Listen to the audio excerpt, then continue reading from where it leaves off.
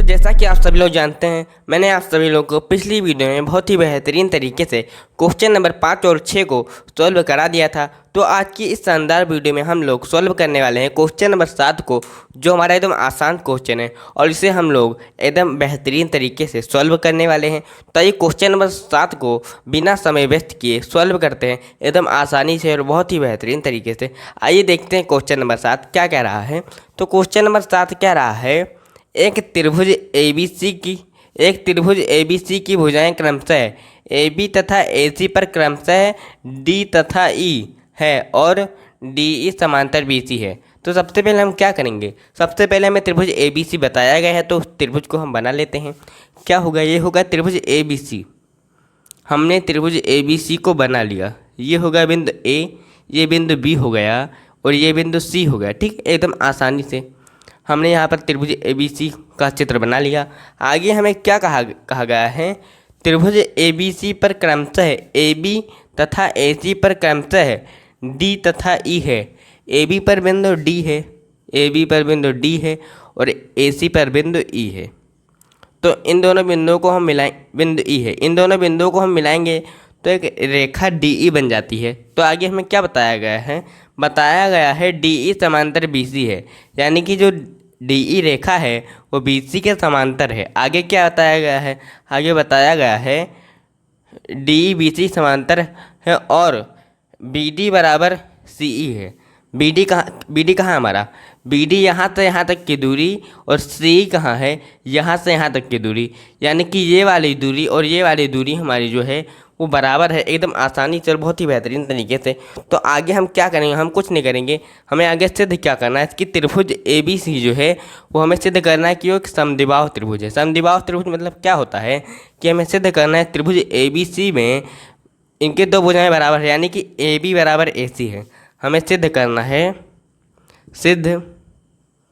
सिद्ध करना है कि ये समद्विबाहु त्रिभुज है। ये समद्विबाहु त्रिभुज तभी होगा जब हमारा AB बराबर AC होगा, यानी कि रेखा AB बराबर AC हमें कुल मिला के सिद्ध करना है। अब हम क्या करेंगे, कुछ नहीं करेंगे, यहाँ पर हम पहुँच जाएंगे त्रिभुज ABC में। क्या करेंगे, यहाँ पर DE समांतर BC है तो हम क्या करेंगे, थेल्स की प्रमेय का इस्तेमाल करेंगे। तो हम यहाँ पर लिखते हैं थेल्स की प्रमेय से, थेल्स की प्रमेय से। तो हम थेल्स की प्रमेय से चल रहे हैं। तो थेल्स की प्रमेय में क्या होता है AD अपान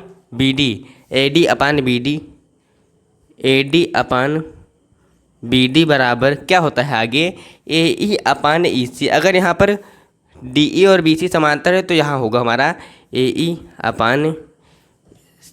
अपान CE। ठीक है, यहाँ पर हमें क्या बताया गया है, यहाँ पर हमने अपना एकदम सही तक कर लिया। यहाँ पर क्या लिख लिया, AD अपान BD बराबर AE अपान CE। ठीक है, लिख लिया हमने। यहाँ पर हमें क्या बताया गया हमें यहाँ पर दिया गया है BD बराबर CE। यहाँ पर जो BD है वो CE के बराबर है। ये वाली रेखा बराबर है। एकदम आसानी से क्या करेंगे, यहाँ पर BD है, BD की जगह हम CE लिख सकते हैं क्योंकि BD और CE बराबर है। तो यहाँ पर हम BD की जगह CE लिख सकते हैं। तो हमने लिख लिया, यहाँ पर AD के अपान में हम CE लिख लेंगे। क्यों, क्योंकि यहाँ पर CE और BD बराबर है, इसलिए यहाँ पर हम BD लिखें या फिर CE लिखें कोई फ़र्क नहीं पड़ता है। यहाँ पर हमने BD की जगह हमने CE को लिख लिया है तो क्या होगा, हो जाएगा AE अपान CE हो जाएगा। यहाँ पर AE अपान CE हो जाएगा। यहाँ पर हम कोई चेंज नहीं करेंगे, हम चेंज सिर्फ इस वाले पार्ट में करेंगे, या फिर हम इस वाले पार्ट को भी चेंज कर सकते हैं। हम सिर्फ इस वाले पार्ट को चेंज करेंगे इस तरफ। यहाँ पर हमने BD की जगह CE लिख लिया। यहाँ पर क्या है, यहाँ पर अपान में CE है, यहाँ पर भी अपान में CE है तो कट जाएगा। तो क्या बचेगा हमारा AD बराबर AE हमारा हो गया। हमें यहाँ पर क्या पता चल चुका है, जो AD जो है वो AE के बराबर है। यहाँ पर हमें पहले पता था BD बराबर CE है। अब हमें पता चल चुका है कि AD बराबर AE है। तो यहाँ पर हम क्या लिखेंगे AB का मान हम सबसे पहले निकालेंगे। AB का मान क्या होगा, AB का मान हमें पता करना होगा। तो हम क्या लिखेंगे, AD प्लस BD। हम AD और BD को जोड़ेंगे तो हमारा AB का मान आसानी से पता चल जाएगा। तो AB बराबर क्या हो जाएगा, AD प्लस बी डी। ठीक है, ए बी बराबर हो जाएगा A D plus B D. ठीक है, एकदम आसानी से और बहुत ही बेहतरीन तरीके से। तो आप लोग जानते हैं ए बी बराबर यहाँ पर ए डी लिखेंगे। आप लोग जानते हैं कि बी डी की जगह हम सी ई को लिख सकते हैं।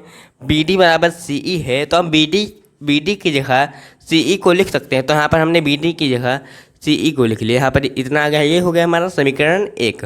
ये क्या हो गया, ये होगा समीकरण 1। एकदम आसानी से क्या करेंगे हम अब ए सी बराबर लिखेंगे। ए सी बराबर क्या लिखेंगे, ए सी हमारा यहाँ पर ए सी बराबर हो जाएगा ए ई प्लस ई सी। ए सी बराबर हो जाएगा ए ई प्लस सी ई हो जाएगा। ए सी को हम अगर ए ई और सी ई को मिलाएंगे तो हमारा जो बनेगा वो ए सी बनेगा। ठीक है, तो यहाँ पर हमने ए सी बराबर लिख लिया ए ई प्लस सी ई। ठीक है, यहाँ पर क्या है, यहाँ पर ए ई का मान कितना है, ए ई का मान आया था हमारा ए बी, यानी कि ए ई का मान कितना आया था हमारा, ए ई बराबर हमने सिद्ध किया है। ए ई बराबर हमने यहाँ पर पता कर लिया है कि ए डी है। ए डी और ए ई बराबर हमने यहाँ पर पता कर लिया है एकदम आसानी से।